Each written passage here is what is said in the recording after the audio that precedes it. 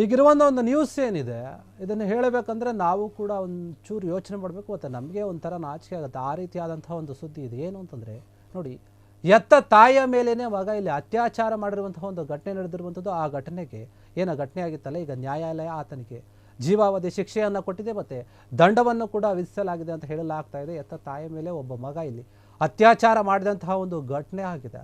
ಮಗನಿಗೆ ನ್ಯಾಯಾಲಯ ದಂಡವನ್ನು ಹಾಕಿದೆ, ಶಿಕ್ಷೆಯನ್ನು ಕೂಡ ವಿಧಿಸಿದೆ.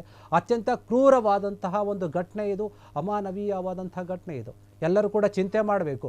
ಆ ರೀತಿಯಾದಂಥ ಘಟನೆ ಇದು. ತಾಯಿಯ ಮೇಲೆ ಲೈಂಗಿಕ ದೌರ್ಜನ್ಯವನ್ನು ನಡೆಸಿರುವಂಥದ್ದು ಬೇರೆ ಯಾರೂ ಅಲ್ಲ, ಇಲ್ಲಿ ಮಗ ನಡೆಸಿದ್ದಾನೆ. ನ್ಯಾಯಾಲಯ ಈಗ ಜೀವಾವಧಿ ಶಿಕ್ಷೆಯನ್ನು ಕೊಟ್ಟಿದೆ ಆತನಿಗೆ. ಅಷ್ಟಕ್ಕೂ ಒಂದು ಘಟನೆ ನೀವು ನಡೆದಿದ್ದಾದರೆ ಎಲ್ಲಿ ಅಂತ ಯೋಚನೆ ಮಾಡ್ತಾ ಇರ್ಬೋದು.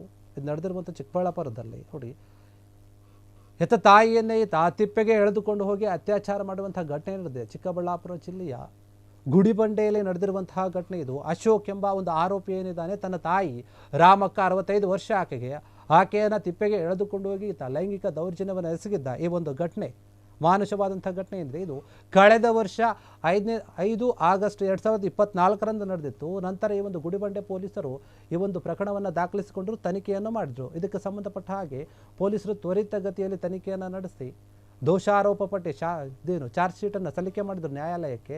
ಸಾಕ್ಷ್ಯಾಧಾರಗಳನ್ನು ಪರಿಶೀಲಿಸಿದಂಥ ಒಂದು ನ್ಯಾಯಾಲಯ ಈ ರೀತಿಯಾದಂಥ ಶಿಕ್ಷೆ ಕೊಟ್ಟಿದೆ. ವಾದ ಪ್ರತಿವಾದ ಎಲ್ಲವನ್ನು ಕೂಡ ಆಲಿಸಿದಂತಹ ಶ್ರೀ ಶಾಂತರಾಜು ಅವರೇನಿದ್ದಾರೆ, ಅವರು ಕಠಿಣ ಶಿಕ್ಷೆಯನ್ನು ಕೊಟ್ಟಿದ್ದಾರೆ. ಅದರ ಜೊತೆಗೆ 25,000 ರೂಪಾಯಿ ದಂಡವನ್ನು ಕೂಡ ವಿಧಿಸಿ ಶಿಕ್ಷೆಯನ್ನು ಕೊಟ್ಟಿರುವಂಥದ್ದು ಕೋರ್ಟ್.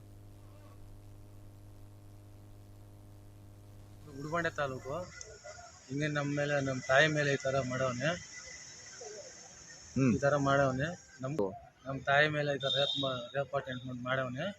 ಮಾಡಿಬಿಟ್ಟು ನಮ್ಮ ಮೇಲೇ ಗಲಾಟೆಗೆ ಬರ್ತಾನೆ, ಯಾವಾಗಲೂ ಕುಡಿದ್ಬಿಟ್ಟು ಅವನು ಈ ಥರ ಮಾಡವನೆ. ಪ್ರಪಂಚದಲ್ಲಿ ಯಾರಿಗೂ ಆಗಬಾರ್ದು ಶಿಕ್ಷೆ, ಆ ಥರ ಶಿಕ್ಷೆ ಆಗಬೇಕು.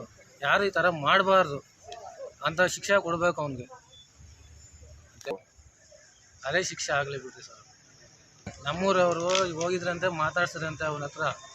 ಅವನು ಹೇಳ್ದಂತೆ, ಅವನು ಏನು ಹೇಳಿದ್ರು ಗೊತ್ತಾ, ನಾನು ಆಚೆಗೆ ಬಂದು ನಮ್ಮ ನನ್ನ ಸಾಯಿಸ್ಬಿಟ್ಟು ನಮ್ಮ ಕುಟುಂಬವ್ರನ್ನೆಲ್ಲ ಸಾಯಿಸ್ಬಿಟ್ಟು ಆಮೇಲೆ ಅದೇ ಜೈಲಿಗೆ ಹೋಗ್ತೀನಿ, ನಾನು ಅದೇ ಜೈಲಲ್ಲೇ ಸತ್ತೋಗ್ತೀನಿ, ಅಲ್ಲೇ ಇರ್ತೀನಿ ಸಾಯಗಂಟ ಅಂತ ಹೇಳಿದ್ನಂತೆ ಅವನು.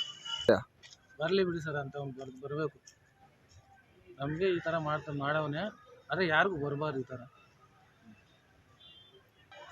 ಅವನ ಹೆಸರು ಅಶೋಕ ಅಂತ, ನಮ್ಮ ತಾಯಿ ಹೆಸರು ರಾಮಕ್ಕ ಅಂತ, ನಮ್ಮ ಅಪ್ಪನ ಹೆಸರು ಕೃಷ್ಣಪ್ಪ ಅಂತ, ನನ್ನ ಹೆಸರು. ಕ್ಷಣ ಕ್ಷಣದ ಸುದ್ದಿಗಳಿಗಾಗಿ ಫ್ರೀಡಂ ಟಿವಿ ಸಬ್ಸ್ಕ್ರೈಬ್ ಮಾಡಿ, ಲೈಕ್ ಮಾಡಿ ಹಾಗೂ ಫಾಲೋ ಮಾಡಿ. ಹೊಸ ಸುದ್ದಿಗಳ ನೋಟಿಫಿಕೇಶನ್ಗಾಗಿ ಬೆಲ್ ಐಕಾನ್ ಮೇಲೆ ಕ್ಲಿಕ್ ಮಾಡಿ.